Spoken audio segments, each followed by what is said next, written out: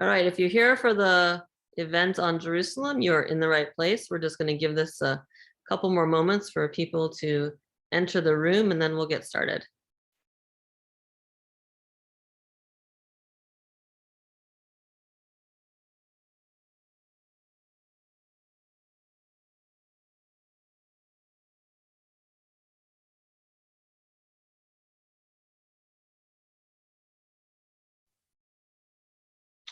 Okay, well, let's go ahead and get started. Good morning and welcome to the first session in our 8-part Congressional Briefing Series, Israel and Palestine, Hot Topics in Congress. I'm Khaled Elgindy. I'm director of the program on Palestine and Palestinian and Israeli affairs at the Middle East Institute. And I'm very pleased to be co-hosting this series with Lara Friedman, president of the Foundation for Middle East Peace. Thanks, Khaled, and I'm Lara Friedman from the Foundation for Middle East Peace. Today's session is entitled, Who's Jerusalem? And to dig into the issues related to Jerusalem today, we have with us another outstanding panel of experts. And I say another because we did a series last year, which maybe some of the people who are attending today caught, which was excellent. Our panelists today, and I'm going to introduce them in alphabetical order, are Dana Al-Kurd, who is an assistant professor of political science at the University of Richmond and a non-resident fellow with the Middle East Institute. We have Munir Nuseibah, who is a human rights lawyer and academic at Al-Quds University in Jerusalem. And finally, we have Seidemann, who's an attorney in Jerusalem, specializing in legal and public issues in East Jerusalem. And he is the founder and head of the NGO Terrestrial Jerusalem. You can read our panelists' full bios on the website, FMEP and MEI's website. You should have that in the invitation. And we can put links to that also into the chat box. I would also say look to the chat box for Twitter handles and links and other relevant resources. And if you miss anything in the chat box, don't worry, we'll also post that on the webpage with the rest of the things about this series. So the format for this session, as well as future briefings, will be pretty straightforward. It'll be a moderated Q&A led by Lara and me. We'll put some basic questions to our panelists, and then we'll open it up to questions from our audience members, which you can submit at the bottom of use the Q&A function at the bottom of your Zoom window. You can submit questions at any time. And then we will try to insert those, as many of those as we can, into the conversation as possible. Finally, let me just note that this webinar is being recorded. And so if you have to leave early, or if you can't attend a session in the future, then you can always catch the recording later on. Also, if you have any technical problems or questions with the webinar, please put those in the chat box, and we'll try to get those sorted out. And so with that, let's go ahead and begin. Terrific. So the first round is going to be sort of a scene setter round. Just as a brief introduction. So as the center of national aspirations of both Palestinians and Israelis, as well as a place sacred to Jews, Christians, and Muslims worldwide, Jerusalem has long been seen as the heart of the Israeli-Palestinian conflict. However, the reality today is that one side, Israel, has exercised almost total control over the political, demographic, geographic, and physical realities in Jerusalem for many years, including Israeli West Jerusalem and occupied East Jerusalem. So in this session, we're going to look at the range of Israeli policies in Jerusalem, including settlement expansion, displacement of Palestinians in East Jerusalem, and Palestinian responses in the context of these competing claims to Jerusalem. So Munir, I want to start with you. Can you start off by giving us a sense of what daily life is like for the 400,000 or so Palestinians who live as legal residents in Jerusalem? You know, what is their legal and political status vis-a-vis Israel, the PA, and how do their rights and privileges differ from those of Israelis?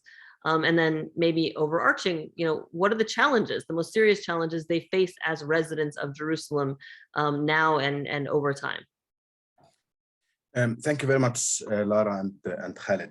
When Israel annexed the eastern part of Jerusalem in 1967, it gave a residency status to all Palestinians who lived in East Jerusalem. So despite the fact that they illegally, according to international law, annexation of occupied territory is illegal. So illegally occupied, annexed the eastern part of Jerusalem at the time, they refrained from giving citizenship to the population, but they only gave them a permanent residency status.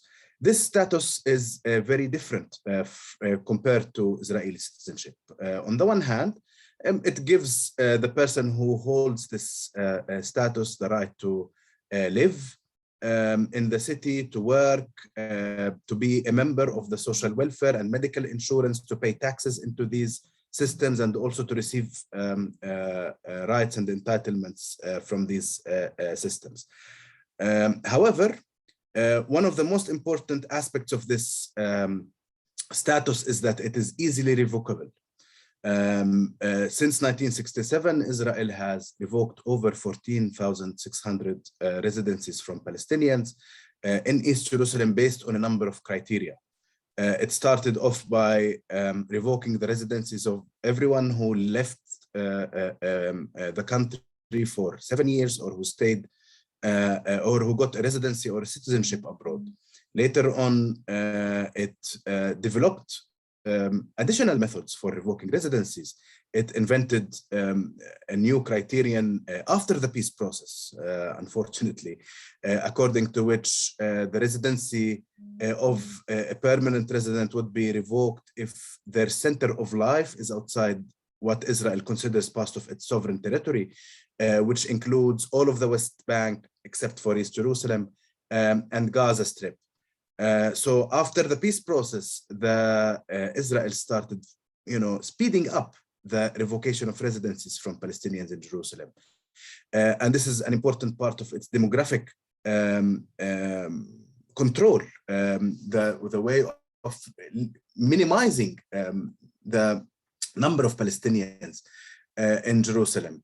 At the same time, also in 2016, Israel added a new method in 18, according to a new law.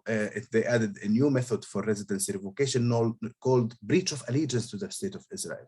So if a permanent resident is accused of breaching allegiance to the state of Israel, they are also liable to having their residency revoked. Those who have their residency revoked, regardless of whether they are actually living in Jerusalem or outside Jerusalem, they lose the right to live in Jerusalem. But in addition to the residency revocation, we have the restrictions on child registration and family unification. So we have because this status, residency, is not a citizenship, it doesn't pass automatically to children. So there is a very complicated bureaucracy according to which and many conditions that you have to follow in order to register your children as residents. And this has left many children and also adults who have not been registered in the population registry, in the Israeli population registry. Many who are not stateless, because all of us are stateless. We don't have a citizenship. You asked also about status in the PLO and other places. So we have no citizenship at all. Most of the Palestinians in Jerusalem have no citizenship at all. So most of us are stateless, but there are people in Jerusalem who I call statusless. They have no status whatsoever. They cannot live anywhere on this planet legally. So many of them, one of the things that I do in my work is that I head a center that belongs to Al-Quds University that provides legal aid to Palestinians. We actually represent families with children and adults who have no legal status at all, who live in Jerusalem according to the Israeli legal system illegally, only because their parents at some point did not manage to give them a legal status because of all of the Israeli bureaucracy and discriminatory laws that are restricting passing legal status to these children. But also family unification. So Palestinians in East Jerusalem who want to get married to fellow Palestinians from the rest of the West Bank or from Gaza Strip, according to the Israeli law, cannot actually pass their status to their spouses. So their spouses who are living in Jerusalem with them can never become permanent residents. If the spouses are from the West Bank, they cannot even apply for family unification, and they have to live either separately or to live abroad together, which will risk obviously the residency status of the spouse from Jerusalem. But if they are from Gaza Strip, they can get temporary residency statuses, not residency, permits to stay in Israel, according, in the way that the Israeli law organized. So back to your first question, and maybe I should not make my answer much longer than that.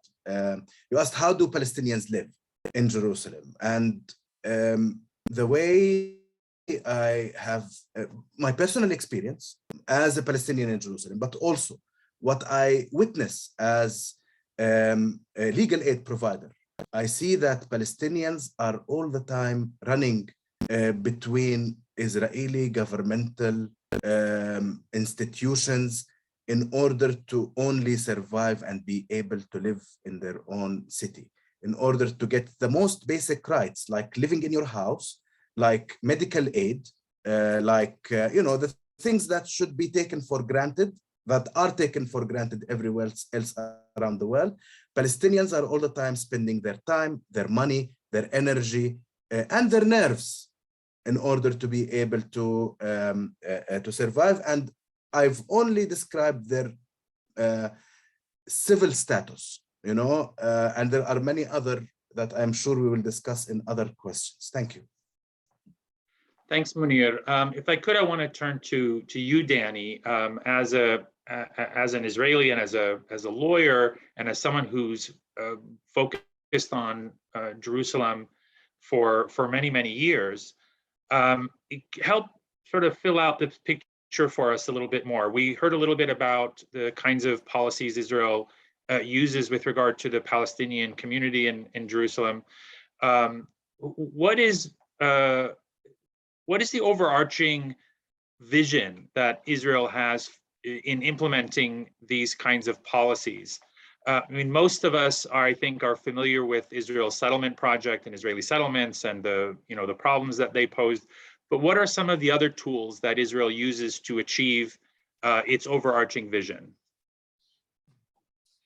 Well, to begin to answer that question, I would suggest reading a piece of literature called the Trump Plan, and treat it as a document that discloses intent, because in our years of working together, Lara, we have seen the Trump Plan folding out in Netanyahu's policies for many years. Trump put them into words.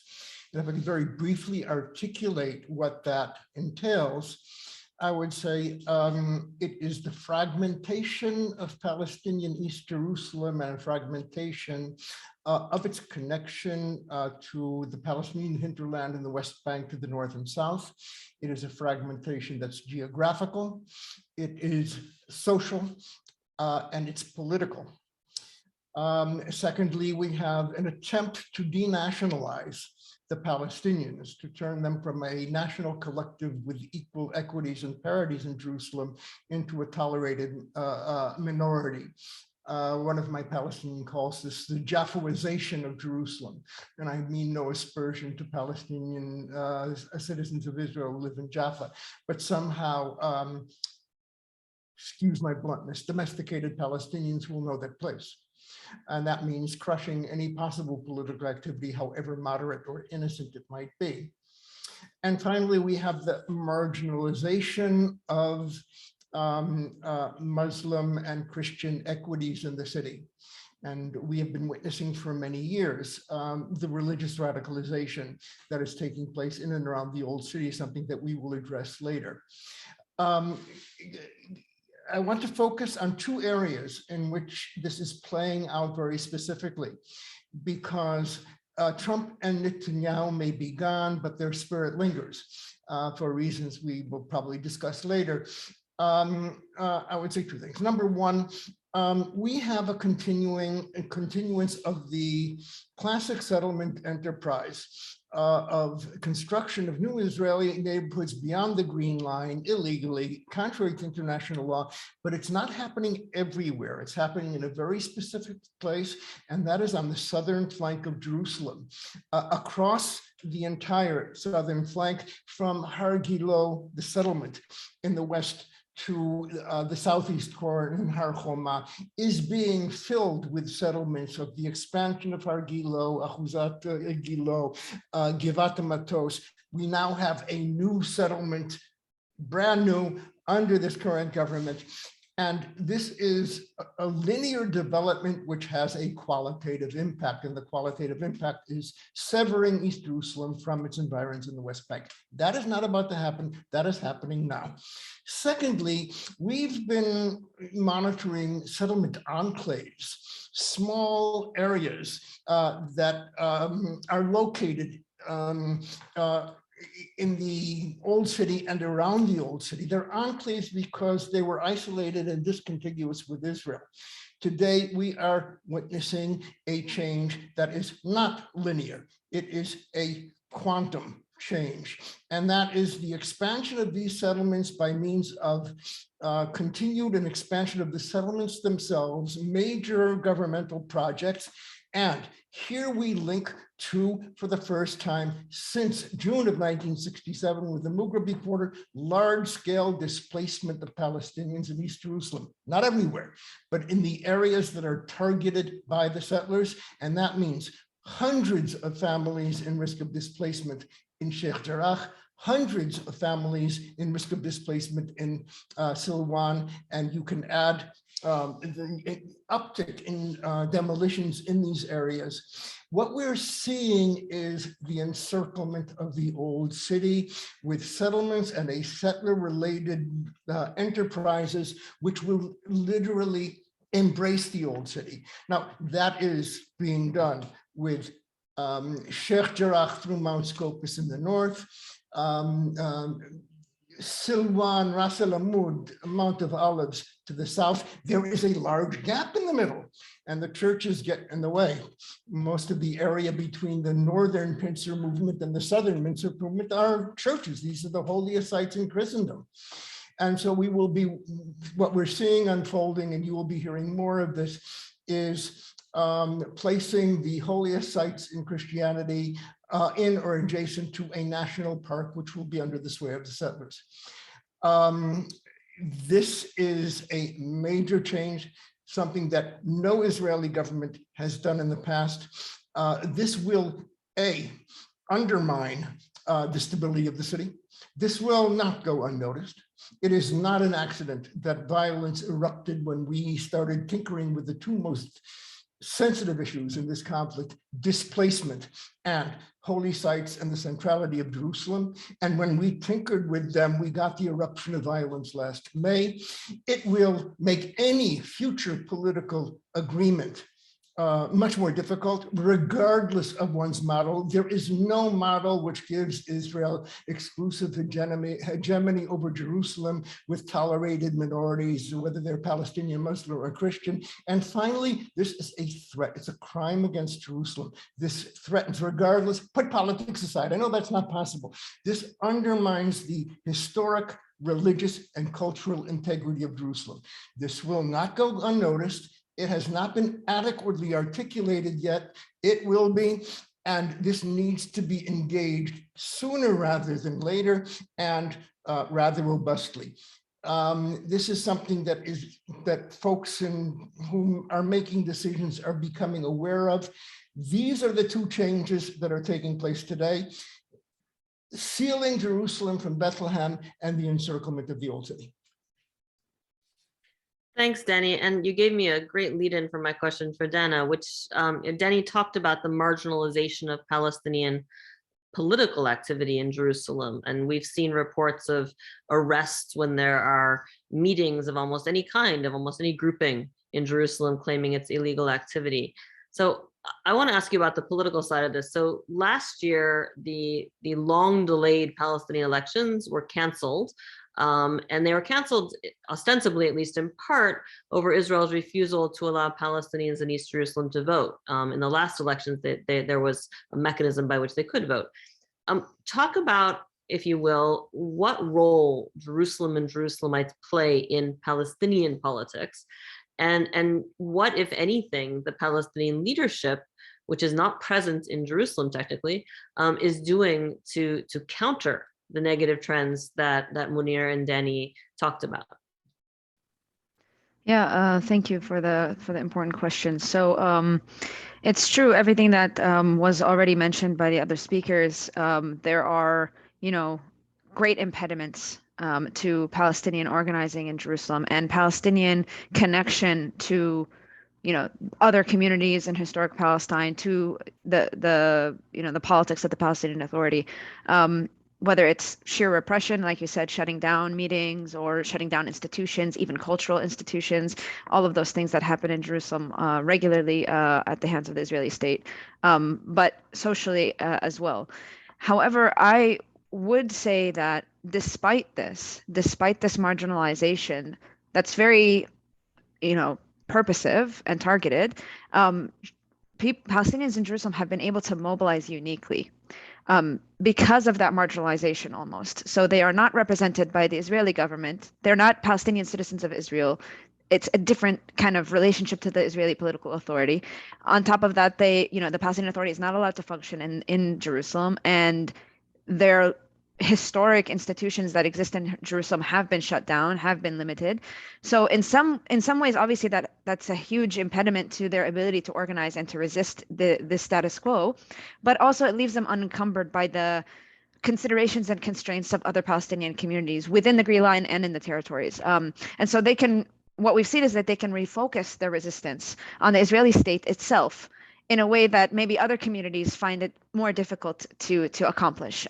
So they have been able to protest directly in inspiring ways, in creative ways, in large numbers. And every time we have one of these waves of protest, whether it's in 2014 with Mohammed Abu Khader's murder, or 2017 with the Al-Aqsa restrictions, the iterative waves of protests that we see coming out of Jerusalem, their political mobilization helps refocus the crux of this conflict, that this is a conflict as a result of settler colonialism, as a result of the nature of the Israeli state. And it's not a squabble over lines in the West Bank or how many permits are allotted to Gaza or any of these kinds of policy outcomes necessarily that people might focus on, but it's a problem of the state itself. And we see that this is their impact when we look at how they spark protests across the entirety of Israel-Palestine. In the occupied territories, since 2007, I have research that shows that the most sustained protests have been at the margins, that the Palestinian urban centers have been somewhat demobilized, but Jerusalem is this unique mobilizer. So during the events of May of last year, oh my gosh, we're already, I guess last year, it's been a year. But yeah, so during the events of the Unity Intifada, it was called the Unity Intifada. Palestinians in Jerusalem, they built on those previous waves of protests and the know-how and the skill set that they were able to build each time to once again mobilize effectively in Jerusalem around certain issues that were, whether it's, we could talk about this further, but like whether it's the repression that in the old city or the expulsions in different neighborhoods. But then they also coordinated with activists in other parts of Palestine. And again, we can talk about, in more detail what that looked like. But the PA has been quite absent in all of this. They even intervened to stop some of the protests that happened in the West Bank that emerged in response to the events in Jerusalem. And they haven't really stepped in to service the Palestinian population there, as far as I'm aware, for like beyond maybe talking points or slogans when it comes to things like Sheikh Jarrah and Silwan and these kinds of expulsions or just the general, living conditions of Palestinians in Jerusalem. They haven't really advocated for them effectively. Thanks, Dana. So I want to stay with you for a moment and ask you to do two things, if you could. If you could just first kind of take us a step back and tell us a little bit about the role that Jerusalem plays in the Palestinian politics, in Palestinian political consciousness. How central is it? For example, we hear a number of centrist Israelis who talk about their support for a two-state solution, but one that would not include dividing Jerusalem or allowing for a Palestinian capital in Jerusalem. How feasible and of course the Trump plan was similar in that sense. How feasible are those kinds of proposals? Is Jerusalem really all that central to a future political settlement and to Palestinians in general? And then I want to ask you if you could zoom back in on the situation of Palestinian Jerusalemites in particular, in light of the recent report by Amnesty, which describes the situation on both sides of the 1967 lines as one of apartheid. Does that label apply in your view in East Jerusalem in particular, and how is it different from the experiences of Palestinians in other parts of the occupied territories? I know I'm hoisting a lot on you all at once. You're muted. Always the same thing. You'll have to remind me if I forget to answer a part of this. So first, like the role that Jerusalem plays in Palestinian politics, how central is it? The feasibility of removing Jerusalem out of the equation. Essentially, that's the first kind of set of questions. So, I mean, I don't think it's feasible at all. I don't think Palestinians would accept any kind of political negotiation that doesn't include Jerusalem, that isn't going to address the fact that 400,000 Palestinians live in Jerusalem, and that it does play this very central role in animating politics, in animating mobilization, just both historically, culturally, and religiously. Jerusalem has been the crux of both political organizing prior to the Oslo Accords, and for some time after. But there's a religious resonance there. Part of the success of the mobilizations this past summer, where we saw busloads of Palestinians from communities within the Green Line coming to Jerusalem to pray and protest, is because of the Al-Aqsa Mosque, because of the religious significance animated by the Islamic movement. And while Israel has been quite successful in, as it's already been mentioned, repressing Jerusalem in terms of closing down cultural institutions, so it makes it difficult for the Palestinians in Jerusalem to play the same role they once did in politics. But as I said, there are these opportunities as well because of this marginalization. So I think people are inspired by the movements that emerge from Jerusalem in spite of the odds. And then, the history of Jerusalem as a focal point for Palestinian politics is remembered as well. So all of that kind of combined would make it very, very ludicrous to suggest kind of any of the solutions that have been floated, whether it's making parts of East Jerusalem the capital of Palestine. We saw under the Trump administration that was floated, or just not discussing it at all. So there is, I don't know, there's an ethos around Jerusalem that's hard to replicate elsewhere, and that does animate Palestinians in a unique way. The second part of your question, I'm already forgetting. Well, if you could just briefly discuss the the status of Palestinian Jerusalemites in the context of the amnesty, of the apartheid label. Yeah, so I mean, different Palestinian communities across the Green Line all face discrimination as a result of their identity, but it doesn't have to be the exact same discrimination to merit an apartheid label. So there are like gradations, obviously. Palestinians in Jerusalem may have more freedom of movement, but as Munir has already addressed very well, they have severe limitations on their ability to remain in Jerusalem, on their political representation. They don't vote in anything. They're not allowed to vote. They're not allowed to do anything like that. They're not serviced. They pay taxes. They get very little services. So I think that there is, a lot of truth to the apartheid label. I know that there are criticisms that it, again, does not capture enough the settler colonial nature of the Israeli state.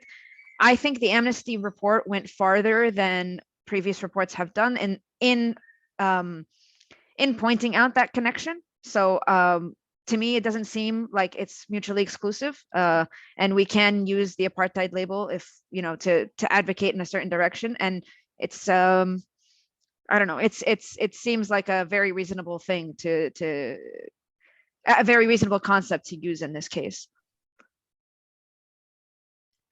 Thanks. And for our audience, the next session in this series will actually look specifically at that, the issue of apartheid, the term apartheid. Munir, I want to come back to you. Both you and Danny talked about the status of Palestinians in Jerusalem. You talked about Palestinians fighting really just to exist sort of day to day.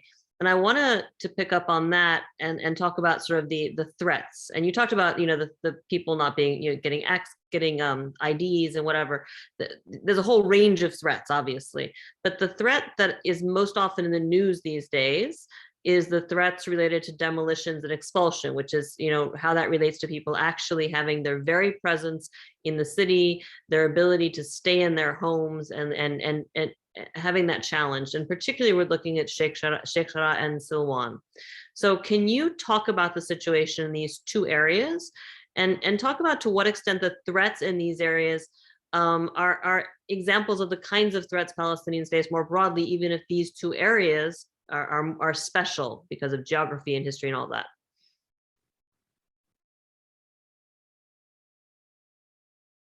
You're muted, Munir. Thank you. As Danny mentioned earlier, Israel has, since it occupied the city, expropriated, confiscated a lot of land from Palestinians in Jerusalem. Over 30% of land of East Jerusalem was confiscated for building settlements. But then there were areas that were either unplanned or not planned for residents, made like green areas and all of that. And only 13% of the land of East Jerusalem was designated for construction, for constructing houses in East Jerusalem. This is the zoning policy, the Israeli zoning policy.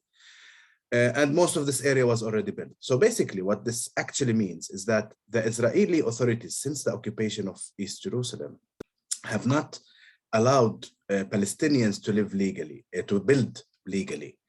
It is estimated that between 1/3 to half of the buildings in East Jerusalem are built without a permit, because it's very difficult, in many cases impossible, to get a permit to build if you are Palestinian. This is, of course, while at the same time Israel is building huge neighborhoods, settlements that are Jewish-only settlements, but this is the Palestinian experience, is that it's very difficult to build and to expand. And because of this, Israel demolishes homes of Palestinians. This is another thing that the center where I work actually works. We represent families with home demolition orders because they did not manage to get a permit to build their home. So they have a piece of land and the family is expanding, so they built, and then they got a demolition order. And in the best case scenario, what we call a success is postponing the demolition. And I am ashamed to say that it's not a success. The success would be for people to be able to live in their homes with dignity. But when we manage to postpone it, because this is the best we can get, we consider this a success of our legal representation. And this is the same for all the other centers and lawyers who are working in the area of East Jerusalem. Now, zooming into Silwan and Sheikh Jarrah, both of these neighborhoods, one of them is immediately in the north, exactly in the north of the walls of the old city of Jerusalem, Sheikh Jarrah. And Silwan is exactly at the south of the walls of the of the old city. And what we are witnessing now, what started a while ago, but what we're witnessing now in a much quicker way, is a policy of Judaization of these two neighborhoods. Israel's plan at the beginning of the occupation was to Judaize, build settlements and Judaize areas in the surrounding of Jerusalem, to start new settlements, and they built quite, a belt of Israeli settlements around the city. Now, they have this policy of settling in the heart of Palestinian neighborhoods. And, the most important neighborhoods are Sheikh Jarrah and Silwan, but also the old city of Jerusalem, actually, where we see a lot of evictions, a lot of demolitions.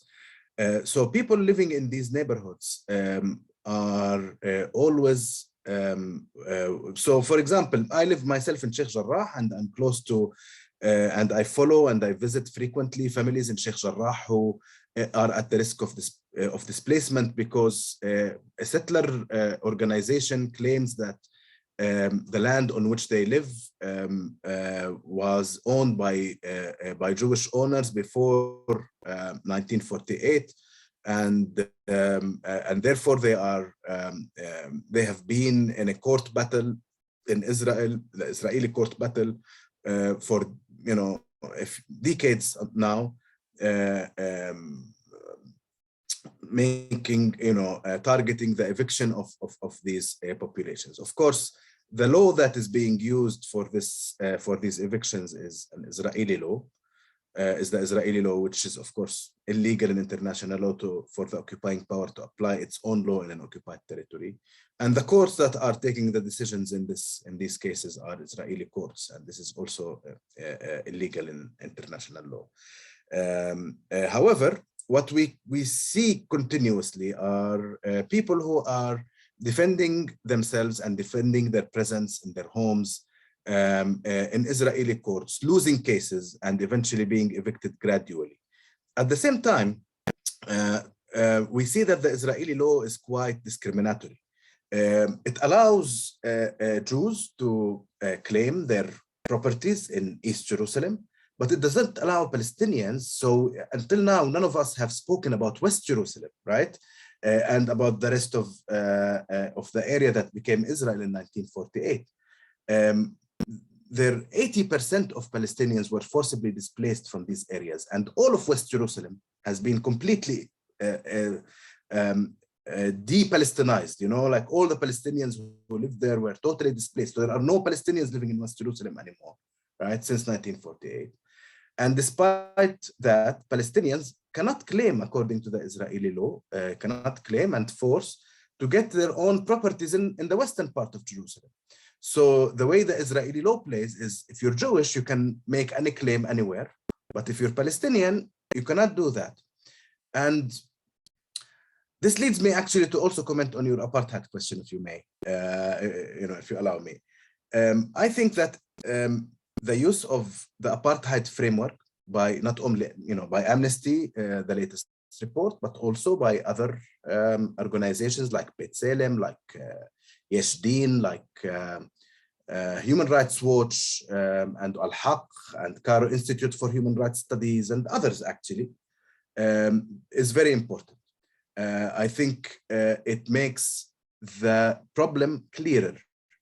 It's not only an issue that is related to conflict, armies, wars, and all of that. It is a regime that continuously puts Palestinians in an inferior position, and continuously, and this is what apartheid is about, basically. It's about a regime that works on creating domination of one racial group over another racial group, and the crime of apartheid is conducting inhumane acts in order to maintain this regime and to keep it. And this is what we're witnessing. So the use of this framework is quite significant, because it reminds us always that negotiations and peace is not only about, drawing a line here and there, but is also about human rights and about ending the regime that actually conducts all of these inhumane acts and replacing it with a regime that treats people equally. You know, equality as a constitutional value, which is recognized in most countries around the world, is not a principle recognized by the state of Israel. It doesn't exist in its two human rights laws that it enacted in 1992. So this is something that I think should be addressed not only in Jerusalem, but everywhere else. Thanks, Munir. Danny, I want to come back to you, and if we could maybe dig a little bit deeper on the other side of this coin. We heard a lot about the pressure that is put on Palestinians, the fragmentation of Palestinian society, of limiting the Palestinian presence in Jerusalem. On the other side of the coin, of course, is the settlements. As one of the foremost Israeli experts on both settlements and Jerusalem, what role do the settlers and their supporters play, including those who are, of course, in positions of power in the government, as well as in the Jerusalem municipality and other posts? So how, what is the role that settlers play in the displacement of Palestinians? Where do these groups and figures fall within the broader Israeli body politic? What is their relationship to the state? And looking at any patterns of settlement-related activities over the years and through the present day, what are the overarching objectives of the settlers, particularly with regard to Jerusalem?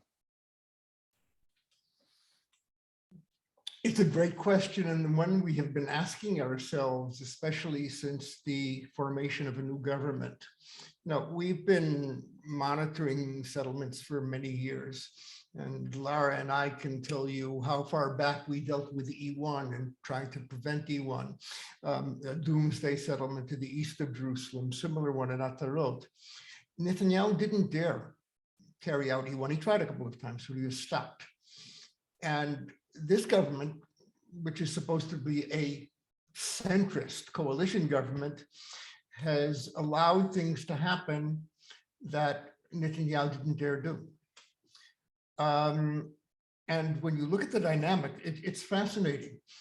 I am convinced, I have, I think, direct knowledge that when E1 and Atarot, the two doomsday settlements, were put on the agenda, it was done without the knowledge of either the prime minister or the foreign minister or the defense minister, which is quite remarkable. Now, this could not have happened under Netanyahu. I would say that under this government, there is less malice, but much less control. And Netanyahu knew nothing happens in Jerusalem without me. That is no longer the case. What is the case is the following, and this is the dynamic that I've seen, but it's only part of the dynamic. And that dynamic is that official Israel, that Netanyahu and occupation have succeeded in splicing the ideology of the settler organizations in general, and in particular in Jerusalem, into the organizational DNA of Israel. The policeman at Damascus Gate does not need an order in order to beat up a Palestinian kid. He needs an order to stop. What happened with E1 and Atarot was, hey, nobody's minding the store. And the people in the higher planning committee of the West Bank, an organ of the Ministry of Defense, who are all settlers or settler sympathizers, say, let's take advantage of it. We have an uptick in demolitions.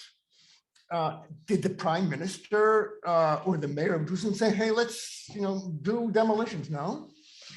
We have a deputy mayor who, even by settler standard, is considered to be extreme and eccentric. He has a symbolic job, but the people in the planning department, the enforcement department, in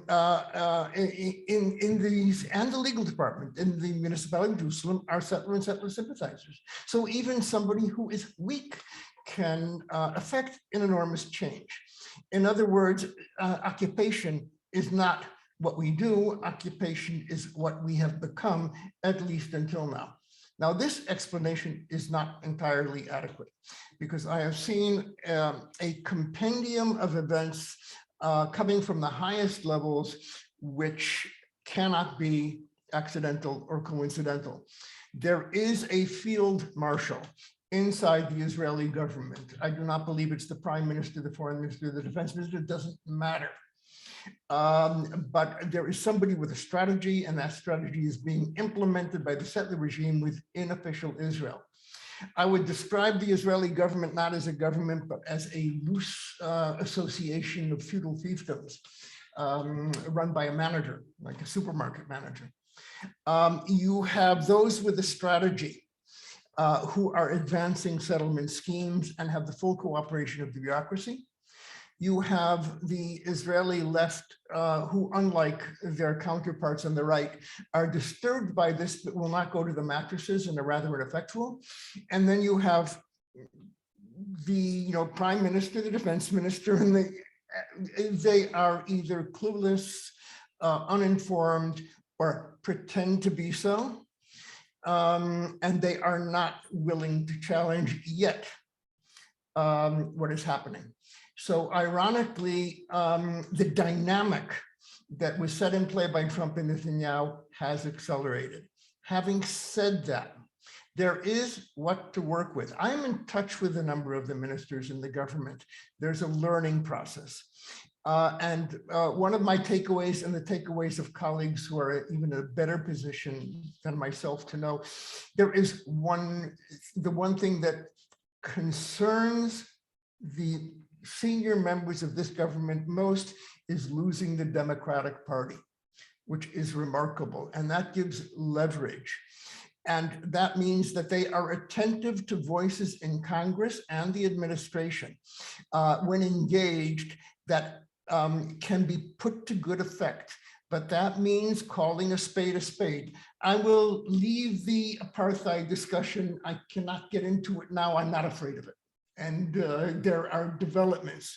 But what we are describing is that it is impossible to describe Israeli rule without using the term occupation. It's not a value judgment. It is an empirical judgment. And occupation is what informs our actions and the nature of Israeli rule. It is absolutely imperative to make that term commonplace in the United States, in the body politic, in the American Jewish community, and to engage on this. Because we now are in a situation where there are accelerated developments in Jerusalem, much of them without malice, but they're happening anyway. There is zero political horizon. We have a prime minister who has declared no interest whatsoever in talking, zero political horizon, hopelessness, the likes of which I have not seen in the years that we need engagement from friends of Israel. And there are ministers in this government who are going to be attentive to that. If not, this is going to continue, and we need to incentivize the prime minister, the defense minister, and the foreign minister to engage on this and stiffen the spines of those who purport to be our allies in the Israeli cabinet. Thanks, Danny. So I want to be mindful of time here. I think we have time for one more round, so I'm going to pack a couple things in this. So Danny, you talked earlier about the various threats. I know that we've heard from both Dana and from Munir about some of the sensitivities, and obviously holy sites. We haven't really spoken much about holy sites, but it's on the edges of everything we're talking about. So can you talk about holy sites? And particularly, you are an expert on the whole question of the status quo. And we often see reference in the media to the status quo, usually because Palestinians claim it's being violated by Israel, or Israel claims it's being violated by Palestinians. Can you talk about that and what it means in terms of political stability and security, and the erosion of it over the years? And can you also, and I think it's directly related to that, talk about this question about Jerusalem's volatility? We always hear about the volatility of Jerusalem as relates specifically to the holy sites. Can you touch on that as well? I will try and do this telegraphically. The status quo on the Temple Mount is a term that emerged after 1967. The term applied to Christian sites and other shared sites elsewhere. And there are different interpretations of the status quo. It's fascinating, but I won't get into that. There is a core to the status quo. And that core was best summed up at the behest of Secretary Kerry, who did a very good job on this. He elicited from Netanyahu a very succinct definition of the status quo. Muslims pray on the Temple Mount, non-Muslims visit the Temple Mount. That has been the position of every Israeli prime minister and every Israeli government since 1967. It is that status quo that in the final years of Netanyahu became eroded, so much so that towards the end of his term of office, it collapsed. There is Jewish prayer on the Temple Mount. It is being shouted from the rooftops by the Temple Mount movement. And that is a grave threat to the stability of the city.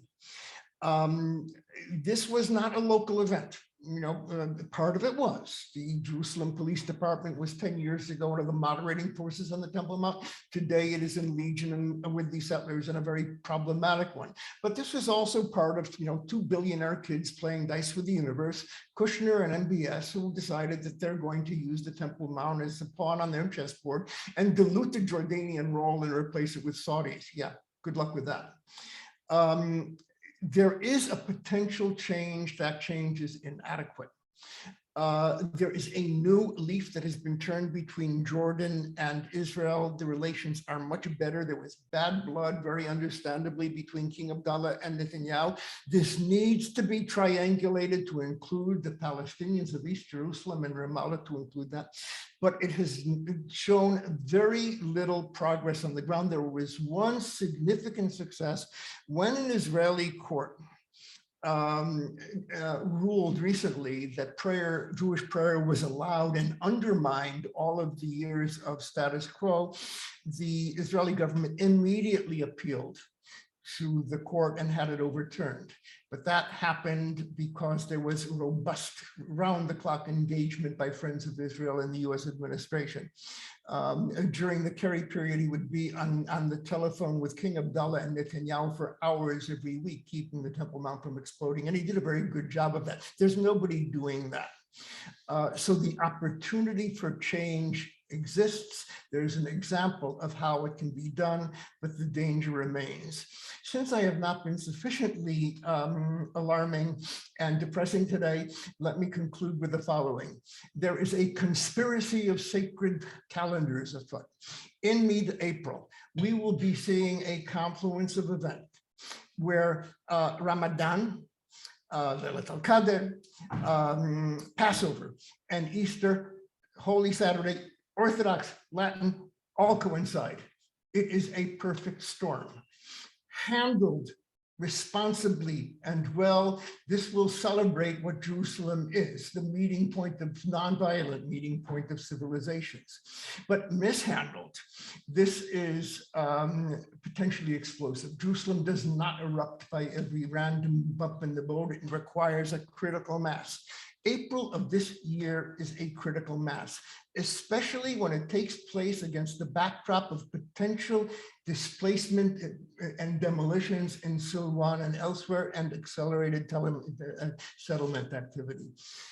The good news is that this has registered with decision makers around the world who are quietly engaging on this.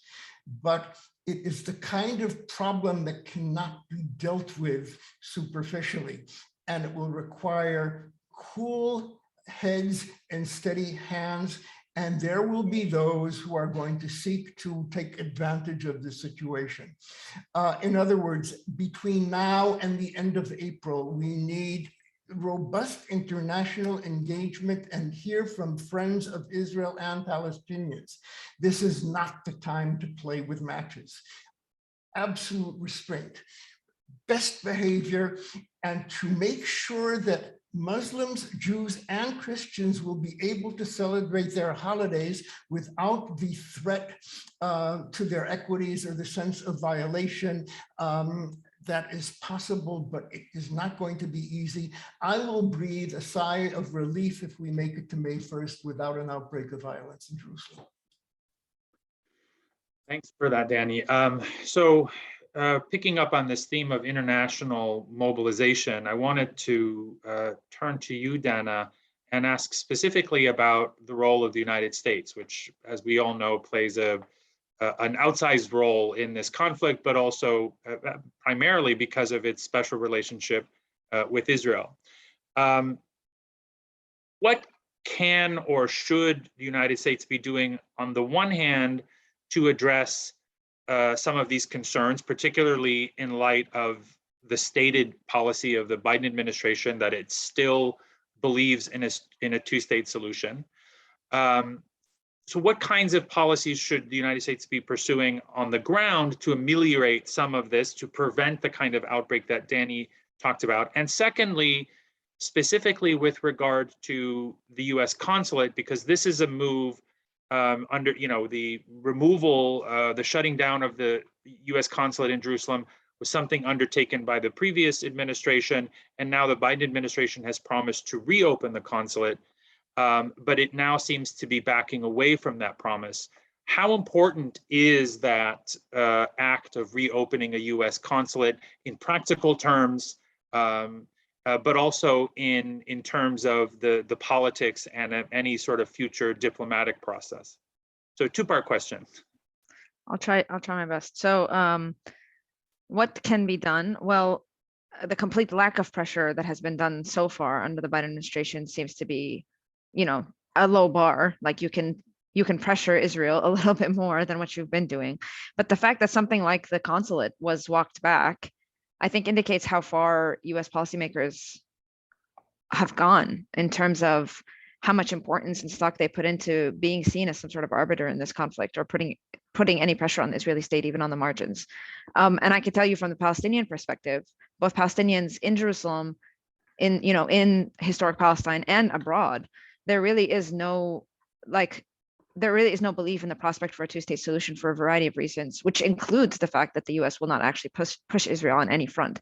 It's not pressuring Israel when Israel continues the expulsions in these key places, or builds more settlements near Shafat, near all of these different Palestinian neighborhoods. So the US role in this issue moving forward is seeming to Palestinians, at least the Palestinian public, let's say, what public opinion tells us, what the activists tell us, as more and more irrelevant.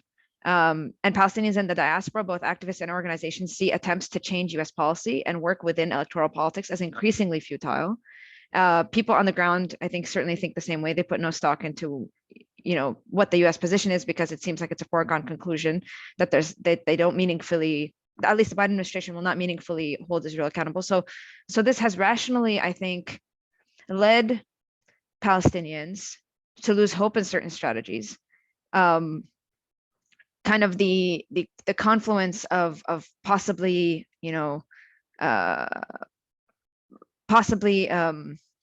igniting events that Danny was talking about. I think another thing that people need to kind of put on their radar is that, Palestinians rationally no longer want to, how do I say this?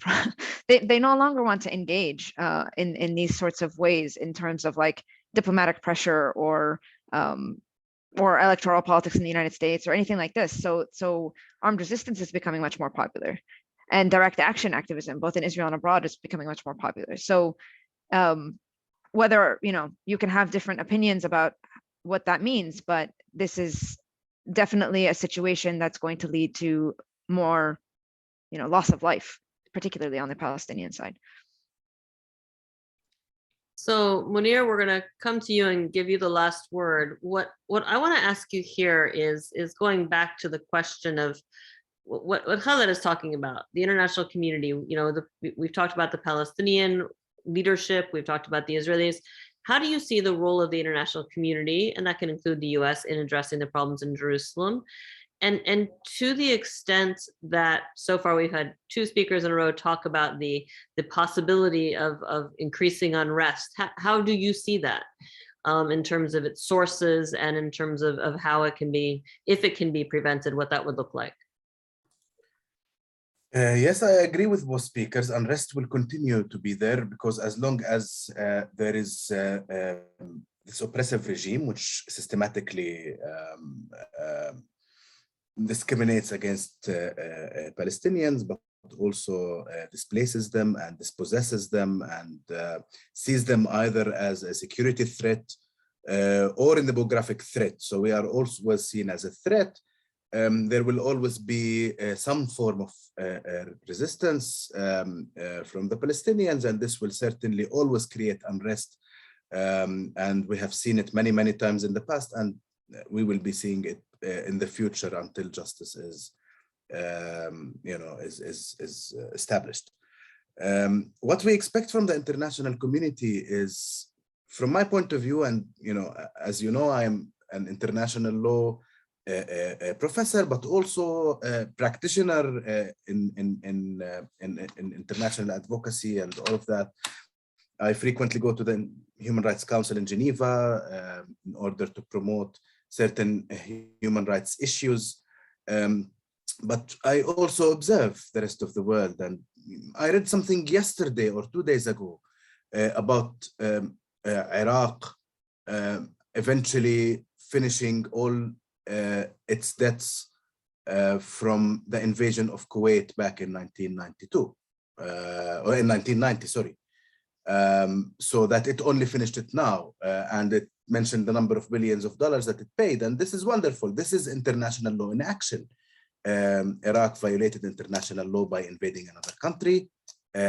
According to the international law, every state has to compensate for its wrongdoing. So it did that, and over the past years it has been doing that, and only finished now. This is due to a Security Council resolution that actually forced Iraq to do that.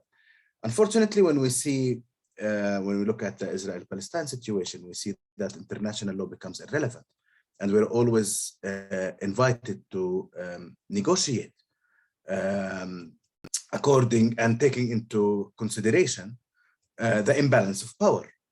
Of course, the PLO has been engaged in this type of negotiation under US mediation, and we can very confidently say that the US mediating role is has failed, because it's one of the reasons is that it doesn't look at both sides in an equal way. It actually favors one side over the other and makes sure to show that very clearly.